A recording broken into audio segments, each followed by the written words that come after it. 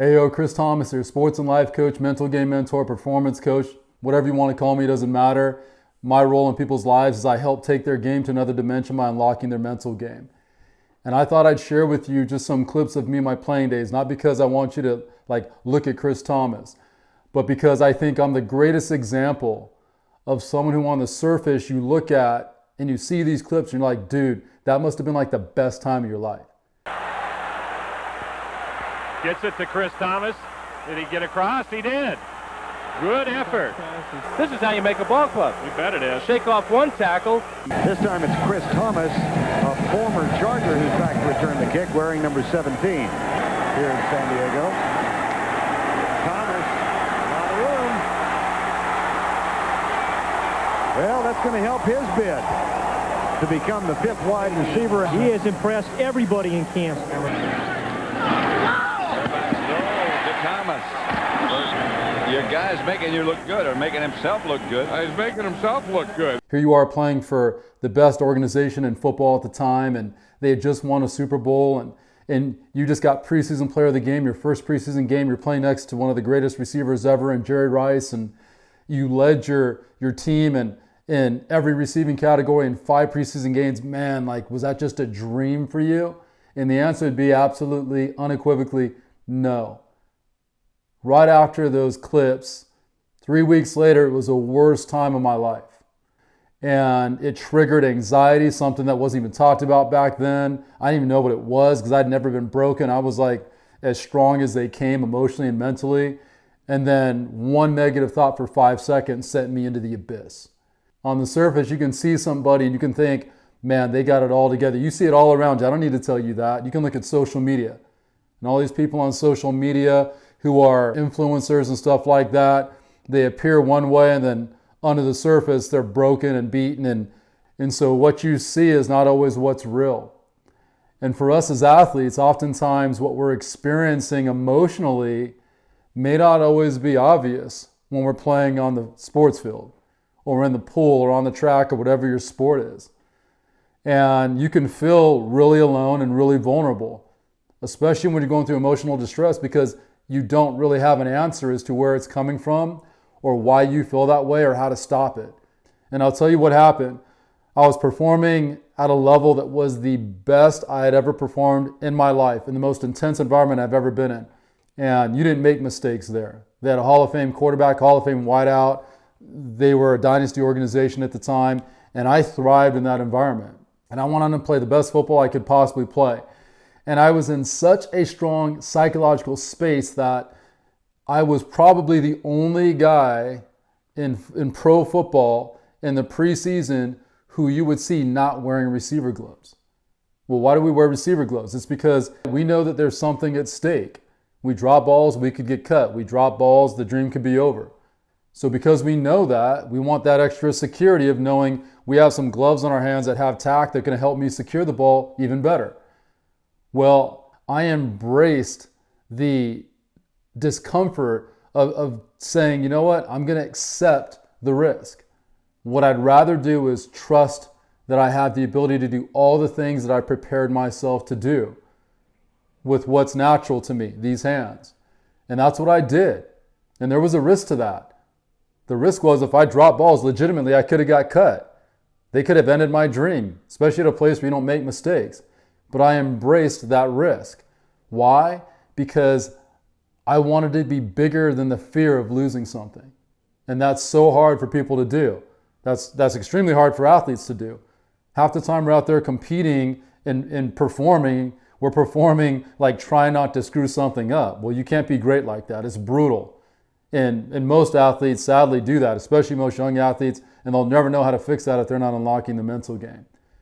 But I was the greatest example of that. So I was playing at a level where I literally was at my psychological peak, was playing phenomenal. Like I was this great feel-good story. And right after I got preseason player of the game, the head coach started mother effing me and cussing me out on a regular, multiple times every single week, out of nowhere. I was this quiet, intelligent, articulate kid who would do anything you asked him to do, won every conditioning drill from the moment I got there, pound for pound guy in the weight room, And I did it with this amazing attitude, and I was dominating. And this guy's mother effing me multiple times every week. Made no sense at all. And because it made no sense initially, it didn't really affect me. And I'm thick-skinned. You're not going to hurt my feelings. You start barking at me and get really disrespectful, I don't really care who you are. I'm not going to sit there and take you being disrespectful. I'm going to want to, challenge you and put you in your place for talking crazy to me. But you can't do that with a head coach. So I was left to go like, where's this coming from? And I could not figure it out. And ironically, because I couldn't figure it out, I was able to let it go. But then one moment in a practice 3 weeks into the season, I got cussed out for the way I walked behind a huddle. And I went in to take the next play. I went out and ran my route, coincidentally got a ball thrown to me and coincidentally dropped it. Wasn't a huge deal because I had done so many good things for so many months. But I knew that the head coach saw it.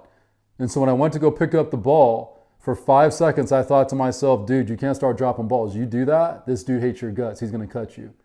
That one thought for 5 seconds made me forget how to catch a football overnight. I probably got the equivalent of what they call the yips in baseball for pitchers.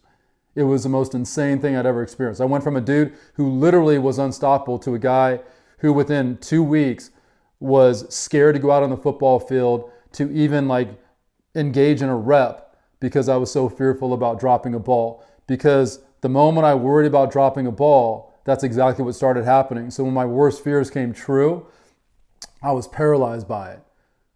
The second you line up and you're like, oh my God, dude, you can't drop this ball. This guy will end your dream. Come on, keep it together. And then you drop the ball. It just sends a shockwave through your spine because your worst fear just came true.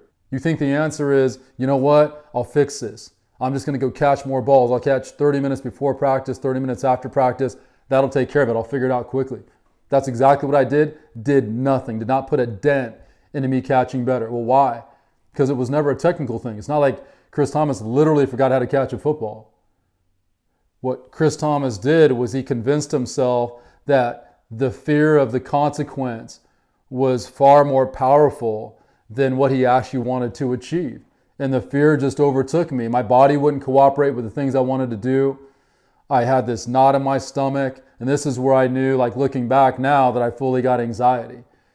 Felt like I was shaky, couldn't really function. My breathing kind of changed. It was just crazy, and I didn't know what was going on. And so I share that with you to say a couple of things. One, my role in people's lives as a sports and life coach is based on my experience. I spent 8 years in the NFL. I've been working with athletes for 17. What I know I didn't read in a book. I lived it at the highest level of sports. And I lived it in the most toxic environment possible, where on back-to-back teams, I had coaches that basically I went to practice every day. They wanted to cut me every single day because I wasn't part of their agenda. And they had no interest in supporting my success. So I was never going to win. But you still have to function because you still have a dream that you want to continue, and you want that dream to continue being realized.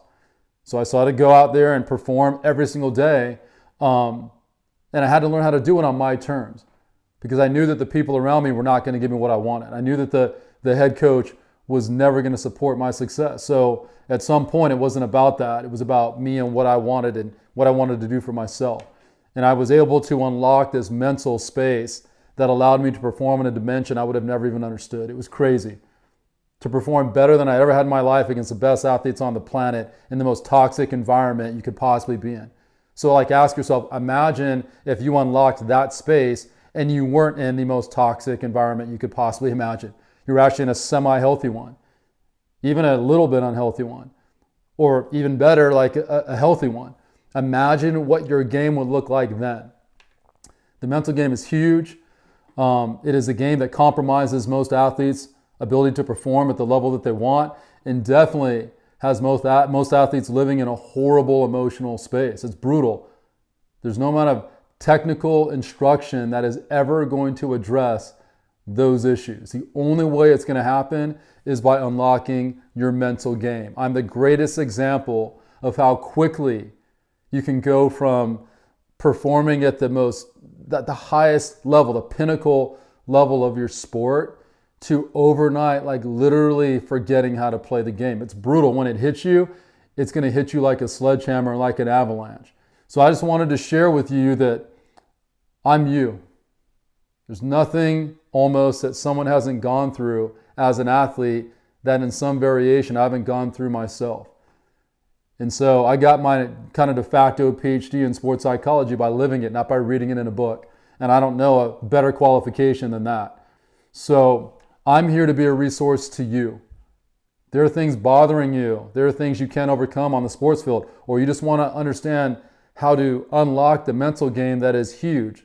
A psychological element, an intellectual element, and then an emotional element. If you want to understand how to unlock those elements of the mental game so that you can go perform on a whole other dimension and find success you never knew was accessible, and an emotional balance that was what you always dreamed you could have but you could never find, then I'm a resource to you. If there are topics that you want me to address, reach out. DM me, let me know what it is that you like to know, because I'm here for you. I want to help you experience yourself and life better.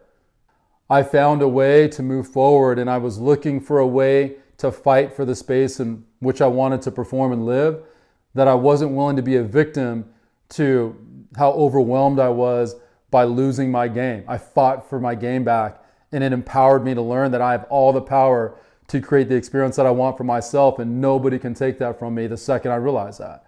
That's what I like to teach you.